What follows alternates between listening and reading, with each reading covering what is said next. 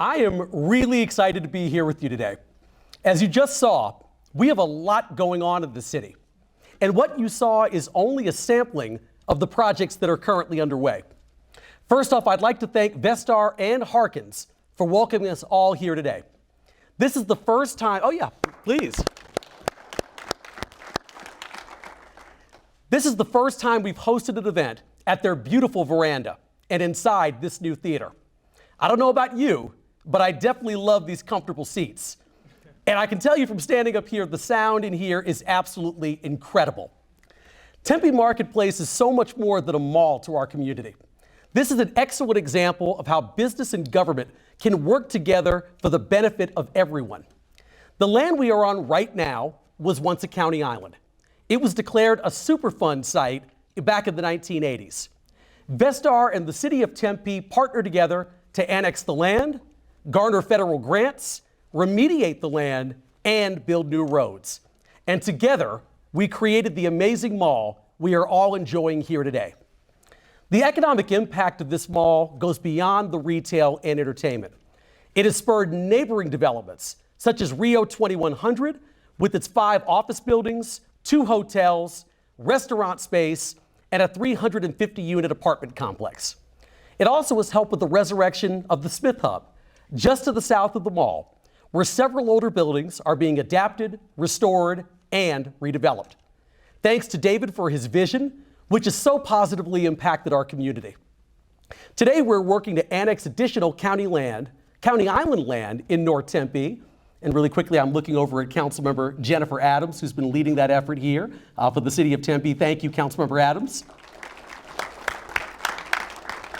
So while that land isn't a Superfund site, we know that it holds greater uses for our city and for our region.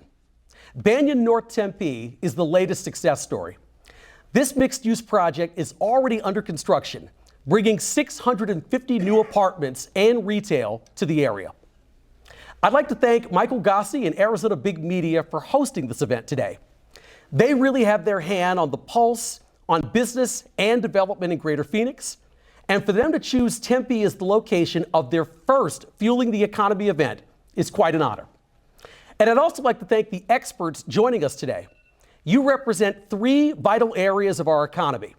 Your thoughts on coming trends are valuable, and we sincerely appreciate your time. Today, I'd like to talk about how development, business, and housing are all interconnected. This has been a cornerstone of my tenure as mayor of Tempe, and we've accomplished a lot already, but I haven't done this alone. Once again, I'm going to say, joining me today here is Councilmember Jennifer Adams. She and the entire city council that you see on this screen right now have been instrumental in making our city the best place possible. We are benefactors of decades of remarkable vision, planning, and innovation. From the creation of Tempe Town Lake, which opened up 7 miles of development opportunities, to light rail and now Tempe streetcar, to our longstanding relationship with ASU on science, development, and education, to our partnerships with the 4 Southern tribes that bring us together to work collaboratively toward respectful future developments.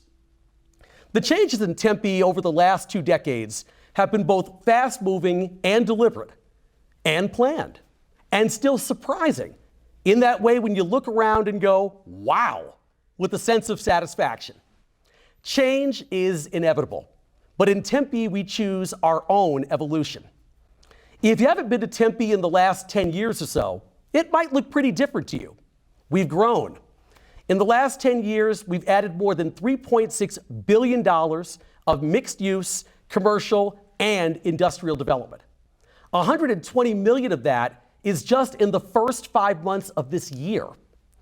If you were here 15 years ago, you'd be witnessing the construction of Tempe's inaugural light rail line, the development of Tempe Marketplace, and the birth of West 6th, what many would call Tempe's first high-rise. Now we have 100 Mill, which is home to Amazon, Deloitte, and other household names. There's the new Canopy Hotel, the 23-story Olive Apartments, Tempe Gateway, where Allstate has offices, the new George Oliver project at Hayden Station, and of course, State Farm at Marina Heights on Tempe Town Lake. So while we might be landlocked, we are definitely still growing. South Pier is our largest lakeside opportunity. Throughout the next 15 years, this project will bring significant mixed use, residential, office, and retail development. And at completion, we should see 2,700 new jobs and $317 million in annual economic impact. Beyond that, the project is providing $25 million in public amenities. The Hayden Flour Mill, our most historic landmark, could soon offer new locations for local retail and restaurants, offices, and entertainment. We are in the process of building out the Farmer Arts District. The new Best Western Vibe just opened across the street, and the Beam is opening soon. Dwell, new workforce apartments, are opening at Farmer Arts as well. And I'm glad that we have representatives of all of those projects right here today. There are more than 250 projects in our development pipeline right now. You can see them all online. Another area poised for more transformation, though, is Apache Boulevard. What you see today is completely different than it was a decade ago. It had been an area of higher crime, of older, smaller buildings, but during light rail's construction, we rezoned much of the land in order to prepare for what we knew would become a popular destination for retail and residential. Since that time, we've seen the inclusion of thousands of new apartments, such as Rise on Apache, Nexa, and the District, as well as affordable housing communities like Gracie's Village and River on Eastline. There are many new restaurants too, like one of my favorite places, the Hudson Eatery. And we are continuing to invest in the future. A vital part of that is accelerating housing opportunities with Hometown for All. Following the traditions of mayors who've come before me, I'm working along with the City Council to solve the issues of the next generation while also helping residents of today. And as you all know, there is a national housing shortage. What some might not understand is how that impacts our economy. If we want to attract top companies, we all need to support affordable and workforce housing efforts. Having a solid inventory of affordable housing helps everyone. We're in an economy right now where job seekers can choose where they want to work. Employees in all professions want to work close to home. It saves time and, of course, precious gas. If you don't have enough workforce housing, you can't attract top-tier talent. Businesses will locate where they can find the best and most plentiful workforce, the best schools, and a high quality of life for their employees. Greater Phoenix is now the 18th most expensive housing market in the country, with a 21% increase in housing prices in the last year. That is going to impact our national desirability to larger companies. So the question, of course, becomes, what are we going to do about it? As many of you in this room know, Arizona has a number of challenges that impact the growth of affordable and workforce housing, largely due to legislative preemptions that don't exist in a lot of other states. The lack of inclusionary zoning, the lack of a tax increment financing system, and the inability to implement rent control. But in Tempe, we don't get paid to talk about what we can't do, but instead what we can do. One way we're going to do that is focusing on our innovative affordable housing initiative called Hometown for All. So before I became mayor, the City Council commissioned a study that showed that we needed to add 11,000 more affordable housing units by the year 2040 just to keep pace with current demand. That's an ambitious goal, and we knew we needed to accelerate our efforts. We already had great working relationships with nonprofit and development partners that allowed us to realize amazing projects like Valor on 8th and affordable housing community for veterans. But what we envisioned was creating a sustainable funding stream to preserve and expand affordable and workforce housing, and frankly, have more control over the pace of growth of those housing opportunities. And that, my friends, is how Hometown for All was born. With the support of the council, we also saw the need to boost our efforts. We launched this initiative a little over a year ago. And to date, it has already brought in over $6 million to support more housing opportunities through cash received, projected permitting fees, and pledges of voluntary contributions from the development community. I truly believe, as does the entire City Council, that Hometown for All could be a model for all other Valley cities. But here's how it works. For every development project built in Tempe, an amount equivalent to 50% of certain permitting fees paid to the city's general fund goes to support the nonprofit Tempe Coalition for Affordable Housing. In addition, we updated our guidance for voluntary contributions from developers to fund more affordable housing. Suggested donation amounts are based on the expected amount of certain developer-paid permitting fees, which equates to 20% for residential projects and 10% for commercial or office projects. This initiative has truly galvanized our affordable and workforce housing strategies.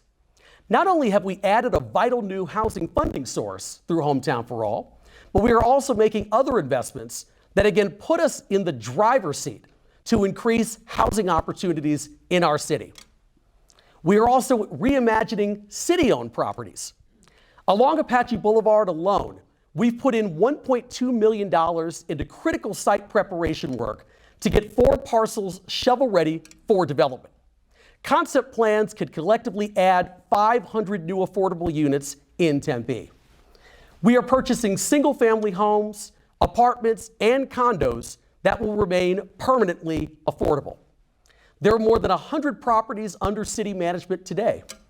And we are investing in the future with purchases like the former Food City Plaza at Apache and Dorsey and the Roadway Inn Motel, both of which will greatly expand affordable multifamily housing options.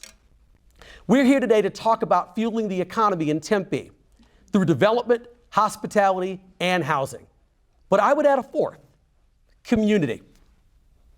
Development, business, housing, and community are all critically linked. And one does not thrive without the others. We see that every day in Tempe through the work of so many of you here. We see it in a lakeside development with housing, hotel, office space, and attractions. We see it downtown with 18 stories of business and employment opportunities. We see it along the Apache Boulevard corridor with live-work apartments for creatives in our city. We see it around the table at a favorite local restaurant, along a crowded marathon route, up and down a street festival, through the window of a light rail train. This interconnectivity is what makes Tempe, Tempe. And it's what brings us all here today. Thank you so much for joining me. I'm looking forward to hearing from all of our panelists about how they are helping to fuel the economy in the city of Tempe. Thank you.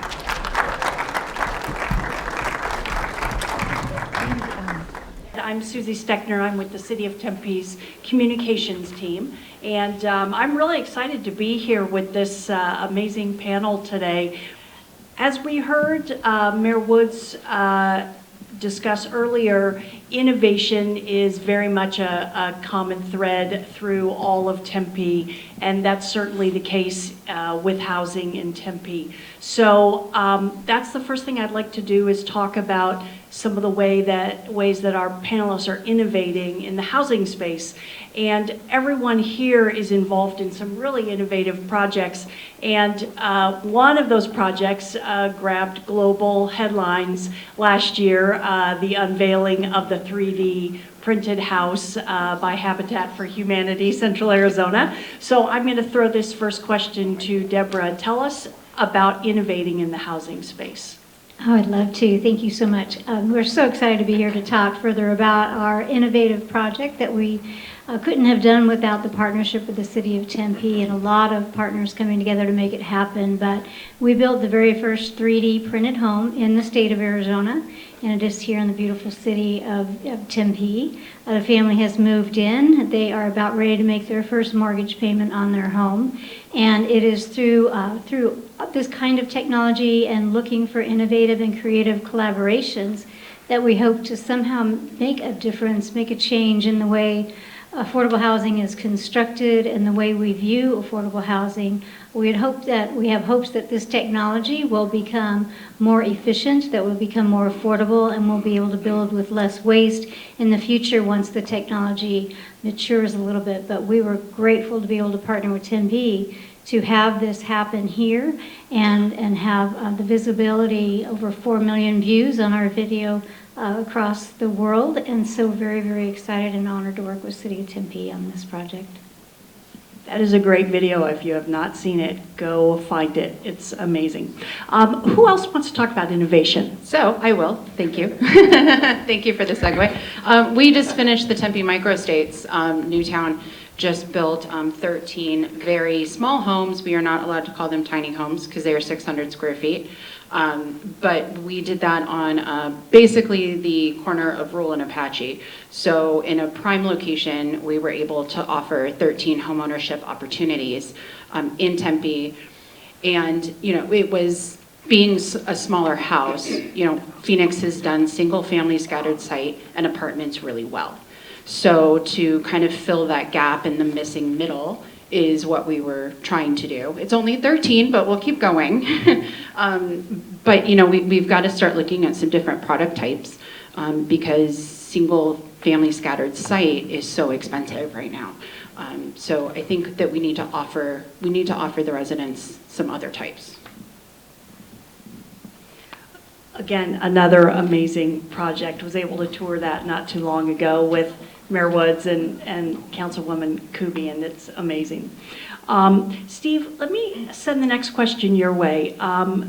Creating workforce housing is part of the conversation locally, regionally, nationally, and certainly the development panel talked about that.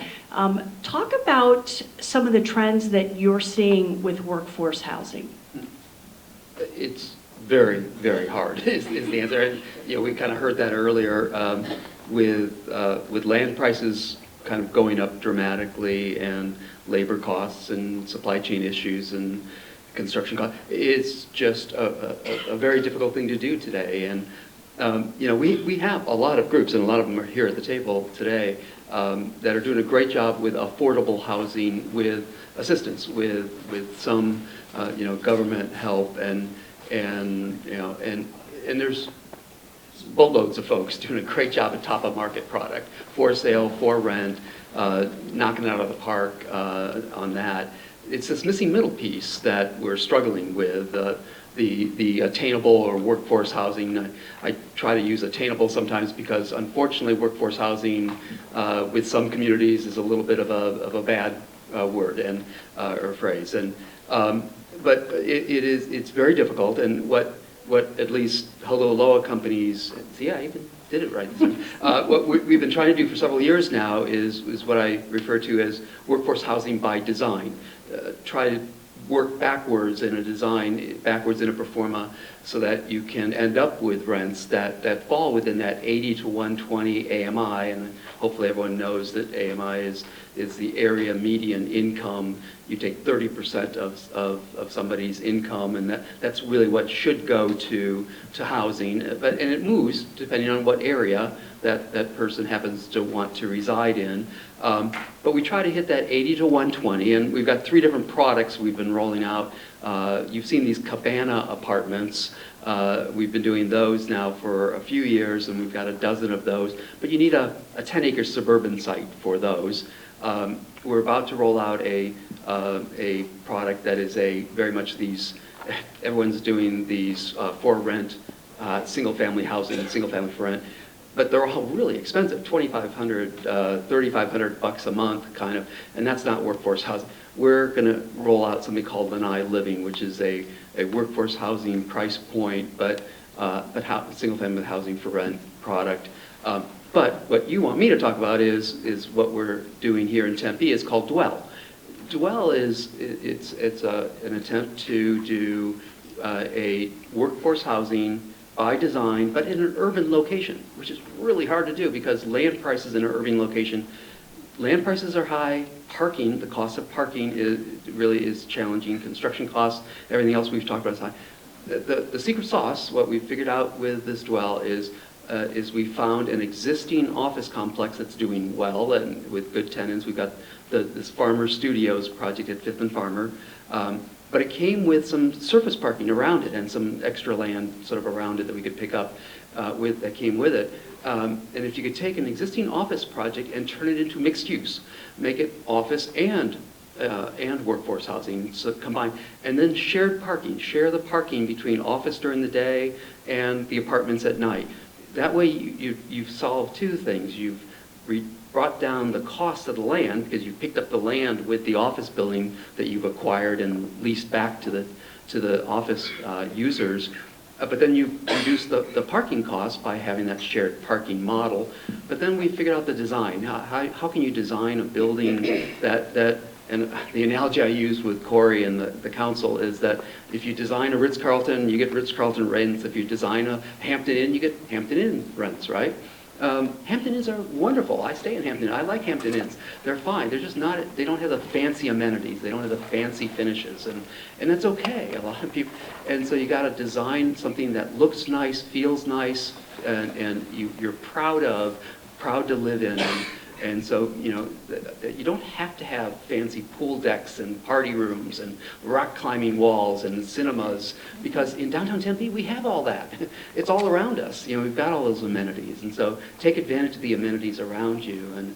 And so that's the Dwell product. And then the final piece, the coup de grace to it was to have workspaces in each unit and to have either workspaces built in with millwork or to have small offices, and because we made them live work for people that can live either full-time or part-time in their unit and have Zoom rooms and meeting rooms and casual collision spaces like a Starbucks without a barista, but have the opportunity for people. So the whole complex is really for people that want to be serious in their apartment complex, not party in their apartment complex. And because that helps you to keep the cost down also if you don't have those fancy, expensive amenities that you're maintaining. And so that's the concept we're running with, and we're breaking ground. We've already started the abatement and the demo work and breaking ground this summer on it.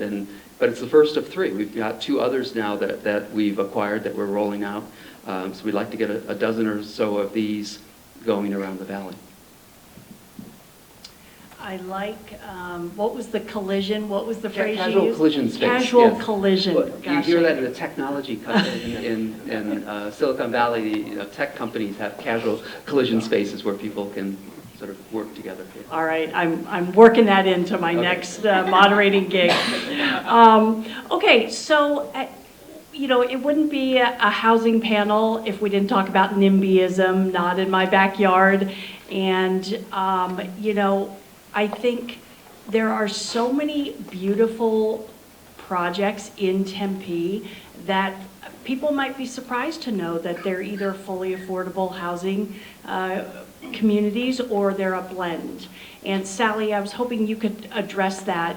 You, of course, with Gorman, have some of those amazing properties here in Tempe. So talk about how you can achieve a lot of goals with a really beautiful project. Sure, no, I'm happy to. And yes, Gorman is super excited that we've developed 180 units here in Tempe, 3 projects. And yes, we endure the NIMBYism quite often. And I think the first project that happened in Tempe was Gracie's Village. And those of us that have been around for a long time, over 10 years, remember those battles. And look at Gracie's Village today. I mean, it's a beautiful project, right on the light rail. We get calls all the time from market rate renters wanting to live there, not knowing that it's an affordable housing project. Same goes with River East Line, and then of course Valor on 8th, which is right next to all the Greek village life in Tempe in those units. So people don't really differentiate the fact that these are affordable housing projects. Newtown is a tenant in our River East Line project. So I think the goal is really, really well thought out community outreach efforts with the city and with the partners, an education of what affordable housing is, who lives there. We all live there. Everybody, you know, seems to have this kind of false image of what that really is, and this is true in all cities. But we really are pleased with how well Tempe has done in educating the overall. I mean, it's night and day now from 10 years ago as far as bringing affordable housing into this community. Darren, can you speak to that? Thank you. Yeah, Tempe has vision, and they don't just see things, they actually make it happen. And working with Steve on Dwell, such a new product in the downtown where people who actually work in downtown can live there. That's unheard of. The rents are so high in some places. But also Tempe's ability to work with the community. I mean, when we worked with Dwell with Steve, and then we also did a project down the street that's a 200-unit market rate product that's fully sustainable and biophilic design, but it's got 20 low-income housing units, 60 to 80 AMI, built in, mixed in units. So Tempe having the foresight to let these projects see the light of day and work with the community. We did very, very early outreach on both projects, and working with the city, working with the neighborhoods, making that happen is, that's critical. It's very, very important. We all remember Gracie's, and we want to make sure that doesn't happen again, but we also want to make sure the community understands what we're building, what we're doing, what our clients are doing. And I think those two products are actually on a similar timeline we're going to see go in. So, workforce housing and affordable housing in downtown Tempe. No one would have thought that ever was going to happen, and it's happening now with the neighbors, with the city council, planning staff, everyone involved. It's very helpful. Stephanie, I'm going to throw the next one to you. As we all know, Tempe is landlocked, and there are challenges with maximizing available land.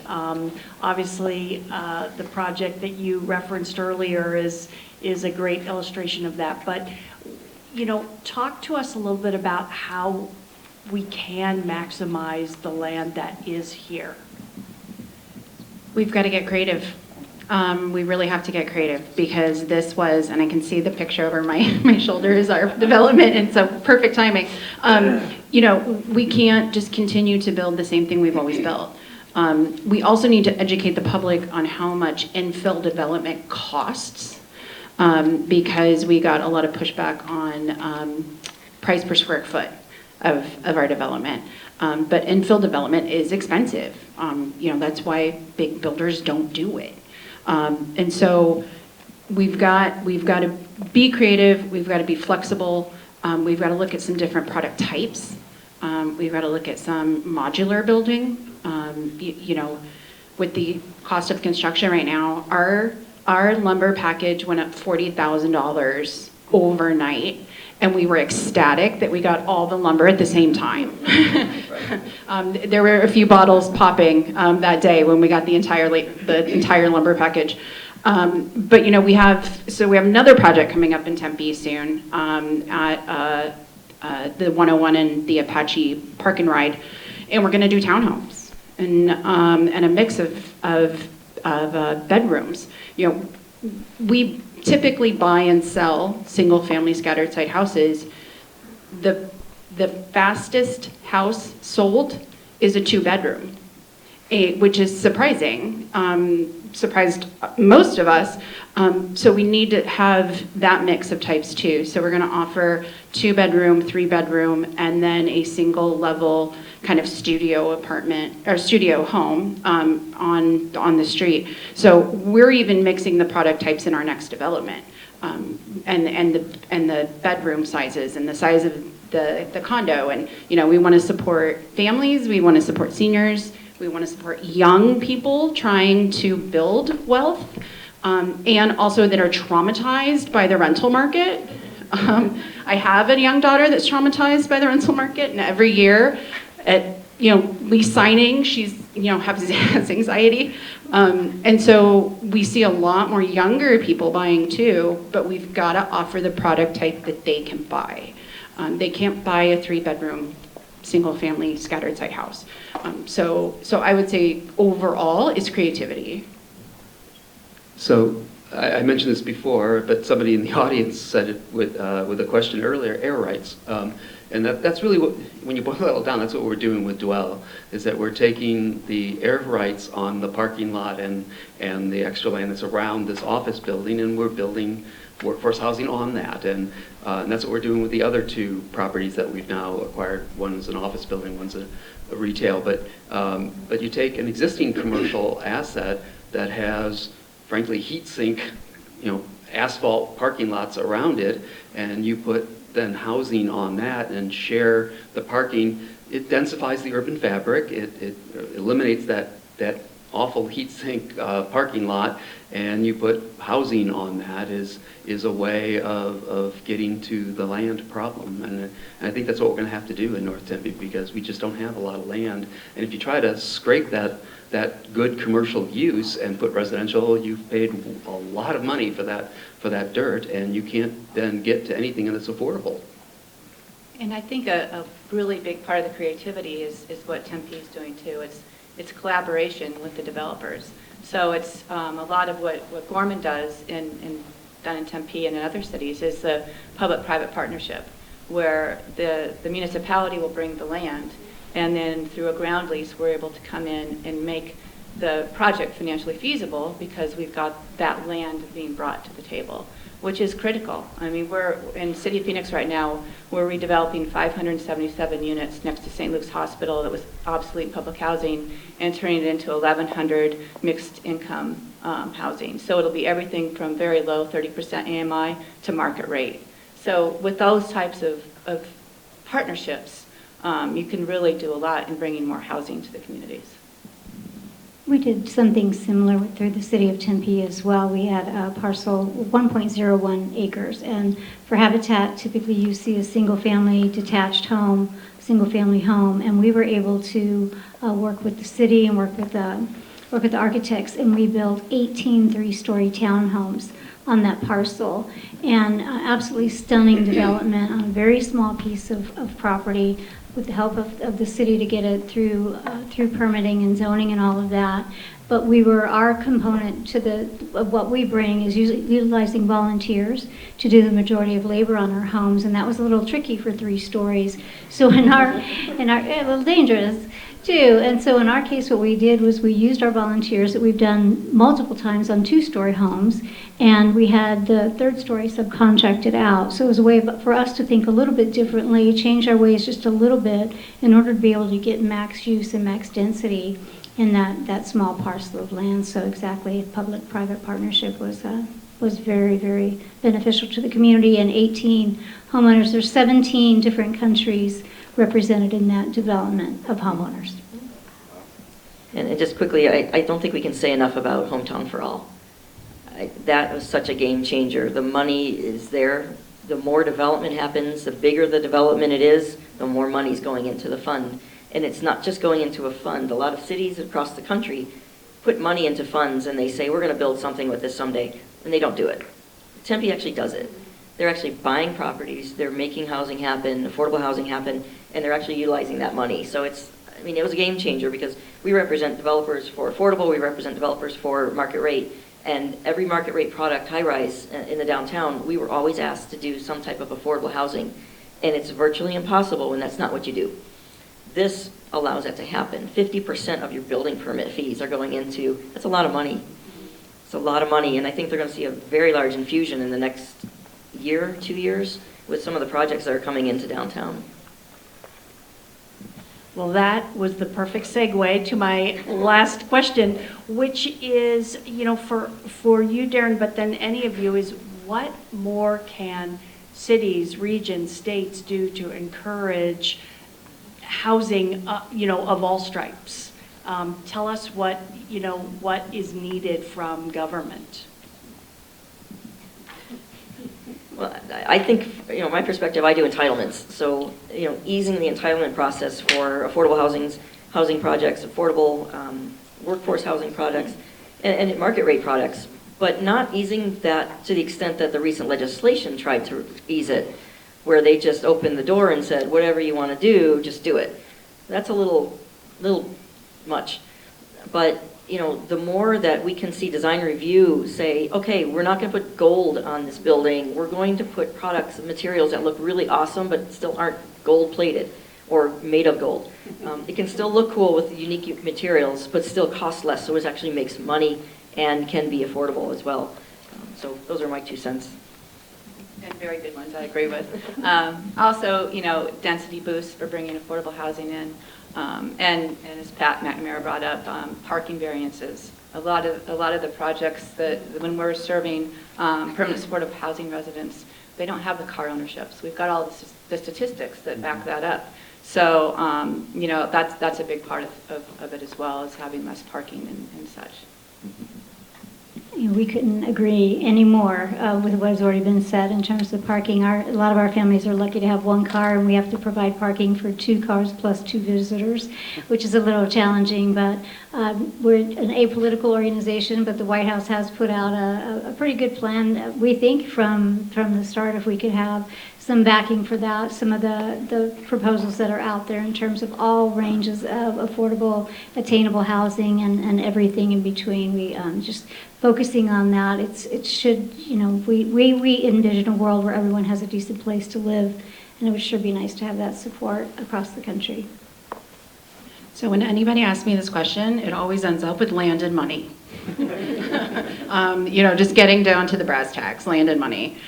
Because we can't buy the land because it's instantly not an affordable homeownership to buy the land.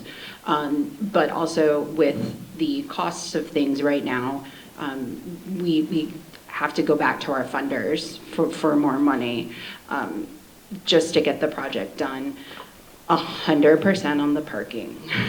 The 2 developments that we have developed and now we are going to develop are on light rail. That there aren't people that have cars. Microstates, we have some 2-family households that have 1 car. Most do. So the parking is 100%. Also, design review would be great if they could get on board with affordable housing. No, we're not going to be able to afford colored concrete. And so, I think it's just education of the public and city planners and staff about what it actually means to develop affordable housing. Yeah, I agree. Quick 1-minute Yes, answer. sure. And then I we'll do agree with Q&A. everything. I agree with everything that's been said already. On the parking, North Tempe has such an incredible walkability score for most of the sites because of the new streetcar and light rail and how bikeable, walkable, and so we just don't need as much parking, frankly, and there just needs to be some analysis of that on a project-by-project basis. But shared parking, look at the day-night shared parking.